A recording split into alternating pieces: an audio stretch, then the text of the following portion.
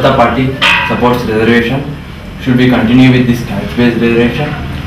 So, do you support state governments increasing reservation to 60 to 65%? It's a good question. It's one of the most complex questions in India today. You know, it's a classic zero-sum game issue, where if you give reservations, there are some beneficiaries, certain sections that benefit. Certain other sections, they lose to the same extent because you only have this many.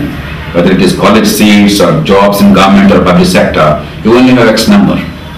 If you among X number, while are reserved, you only have X minus Y left to the others. Therefore, there is intense competition, a lot of anger and bitterness. And nothing has divided Indian society as the issue of reservations. So we have to find an honest answer to this very complex problem. Given India's reality, the reality that a large number of poor, a large number of the deprived, underprivileged are from the lower castes. That is the reality of India. Whether we like it or not, the circumstances of birth determine the future of a large number of children of this country. Therefore, for some time, you will have to have caste-based reservations because politically, it is simply not possible. It's not an answer. It's not a solution. But in order to bring some kind of harmony in India, the rest of the society must show that, look, we understand the pain and anguish you have gone through and are going through, and therefore in the short term we are making a reparation. That's why Ambedkar and his colleagues brought in the reservation, but for 10 years. Why 10 years? They believed, wrongly as it turned out now, that within 10 years' time the Indian government, Indian state would have taken care to see that every single child would get decent education of quality. Because India has failed spectacularly in this, reservations are now become a permanent feature, and now political parties are converting people into vote banks. They are dividing society on communal lines, and they are adding to the reservation quota. In some states they have gone up to 65%, 70%, all sorts of things. The Supreme Court quite rightly said 50% must be the cap, and there must be a creamy layer. In other words, a collector's son and a minister's daughter should not get benefit in the name of reservation. It's an absurdity if you allow a collector's son or a minister's daughter or a multimillionaire's child to benefit from reservations. Because the logic of reservations is once you have economic, professional or employment status of a certain kind, then you will come out of your social disability. Now if you don't agree with that logic, reservations have no meaning. If you agree with that logic, then reservations for the rich and powerful among these communities has no meaning. It is the poor in those communities that are suffering. Therefore, we have to radically alter the nature of reservations. One, reservations may continue for some time, but they must be applicable only to the poor among these communities. One. Two, 92% of the young people of India, the children of India, do not finish school. They drop out at some stage or the other. Only 8% are going to higher education.